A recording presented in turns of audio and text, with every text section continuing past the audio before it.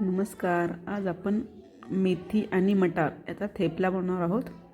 तर त्यासाठी मी इथे एक वाटी मटार, 4-5 हिरव्या मिरच्या, लसूण पाकळ्या आणि अद्रक हे मिक्सरवरती बारीक वाटून घेणार आहे. हे आपल्याला छान व्यवस्थित बारीक करून घ्यायचं आहे. बाजूला ठेवून देऊयात आपण. आता मी इथे एका पातेल्यामध्ये गव्हाचं पीठ, ज्वारीचं पीठ आणि डाळीचं पीठ हे तिन्ही पीठं एकत्र घेतलेली आहे. आपण त्यामध्ये हळद, तिखट, मीठ हे टाकून घ्यायचं आहे आवडीप्रमाणे.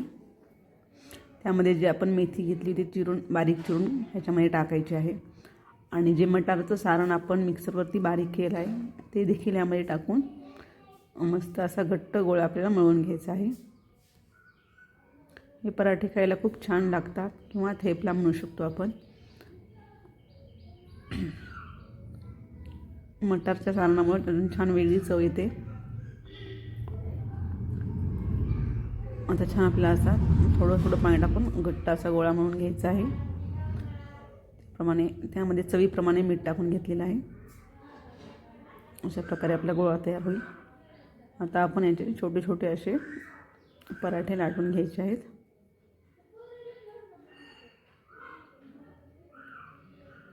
तुम्ही माझ्या चॅनलवरती नवीन असाल माझ्या चॅनल लाईक करा, सबस्क्राईब करा.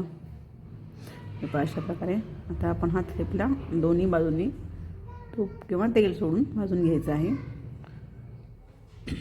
मस्त खरपूस असा छान थेपला होता हा.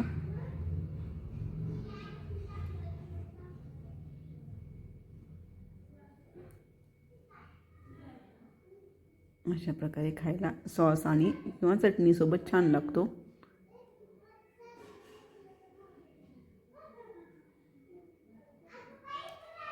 अगदी वेगळ्या प्रकारे खरपूस असा भाजून घ्यायचा आहे छान.